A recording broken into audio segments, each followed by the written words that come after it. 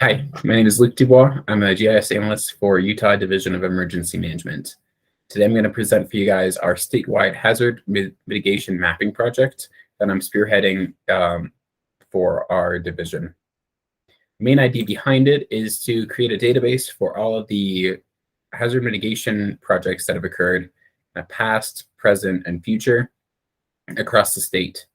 These can be both FEMA HMA grant funded, which we administer as DEM, but it can also be other projects funded through federal, state, nonprofit, other funding sources that are addressing hazard mitigation. Like I said, we at DEM administer these HMA grants, but for a long time, they didn't have any GIS or like locational component to them for this database. My big part of the project was first adding in this geolocational component to it, and then building it up so that all of these other funded projects, funded through other means, will fit into our database as well.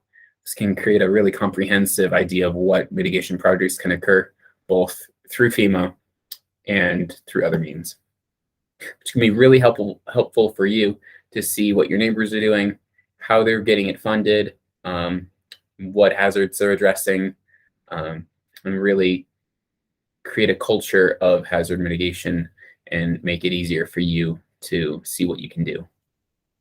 The other component to this is this database will support our new statewide hazard mitigation plan, which is in the works right now, and will be a component to help it be an enhanced status statewide hazard mitigation plan, which bumps our FEMA contributional support from 15 up to 20% for these mitigation projects, which will be really helpful for you because you'll get more of your projects covered through FEMA.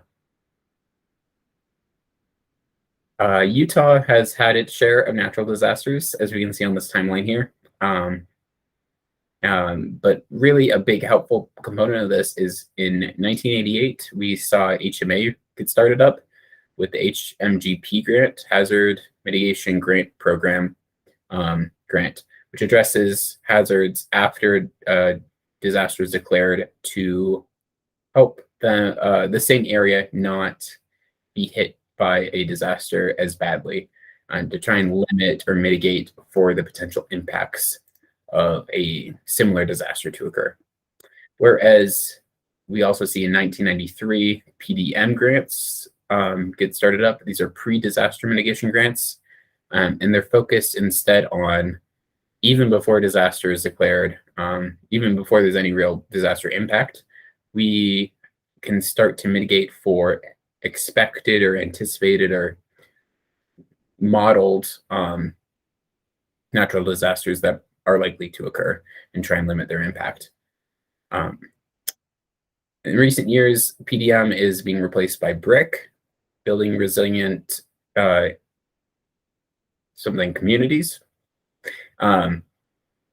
This grant program will continue PDM's efforts and let it continue into the future and add in some more grant funding.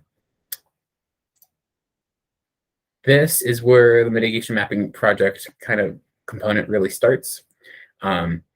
Like I said, I geo-referenced a lot of the HMA grant programs, but we're trying to collect data for other funding sources.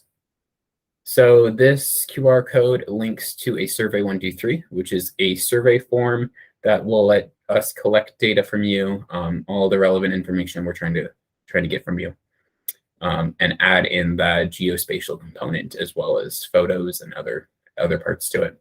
So what we're looking for is the agency that's in charge of the project, some contact information, the project name, cost, benefit for cost-benefit analysis, before and after photos, description, start date, end date, all those sorts of things will go into our database to help us both filter all of our data into different funding sources, hazard types, planned, ongoing, completed, all of those, as well as give you relevant information if you're trying to see what was completed and what you could do with similar funding. Once the data is inputted, it gets validated by me. I might have some follow-up questions to the email you provide to the survey. But once it's all validated, it goes into our mapping products as well as our database. So here I'm showing a screenshot of the website I created to show all of our data. We see in orange the HMA grant funded programs or projects, and in blue, all the ones that are funded through outside funding sources. So about half, a little under half, are ones that we funded through HMA. And that is expected to probably decrease as a percent as we get more outside funding sources mapped as well. The bottom part shows the hazards we're looking at. We're looking at really any type of natural disaster hazard, including flooding, wildfire, seismic, geologic, but also any kind of planning effort that's focused on mitigation. So this could be creating new policy to address hazard mitigation, planning your community development in certain ways to restrict potential natural hazards. Anything relating to planning can really work there. If you're addressing hazard mitigation, it could be a good project. We also see a good chunk of them are flood related. This is partially due to Utah having flood as a particularly important natural hazard to be concerned with, but it's also because a lot of the projects that are relating to ecology or watershed restoration, any water focused thing, leads to a overlap with flood hazard mitigation, which is an important thing to look at, but it was a cool thing to note. Next is what the end product could be. Like, of course, we're going to have that website available, but we also wanted to make it even more interactive. This is a project done a couple years back that looks at seismic hazard mitigation projects from 2003 onward that were funded through HMA grants. We see them across a good amount. A lot of them are along the Wasatch Front, as shown kind of in this picture here.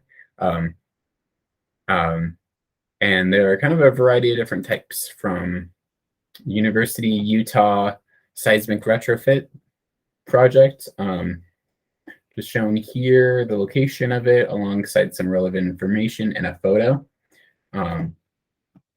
We also see other seismic retrofits, but other projects included in here are generator projects to create backup generators in case of some earthquake disaster cutting off the grid, anything like that too. But one of the cool kind of ideas behind these photos is, well, we can use one that shows kind of a reference photo of what the building looks like. We can also show an ongoing photo to really personalize it and kind of help you or help anybody understand what these projects kind of look like and feel like. The end idea and part of that survey thing is a before and after photo is kind of our preferred or idealized way to have photos presented here, because you can see what was done. You can see how it looked like before and after our mitigation efforts were in effect, to kind of help you see what can be done. That leads to basically the end of it. I am here for any questions. You can reach out to me through that email listed at the top. It's ldubois@utah.gov. Again, my name is Luke Dubois. I am assisted by, or I'm part of a team with a couple other planners. We have Miranda Miller, who's leading our statewide hazard mitigation update, so the plan update. Contacts there if you have any questions about that. And also Ember Herrick leads our pre-disaster mitigation grant coordinator. Her information's there. Hopefully I get some helpful data from you guys. Reach out if you have any more questions, like I said, but just generally have a good day. Okay, thanks.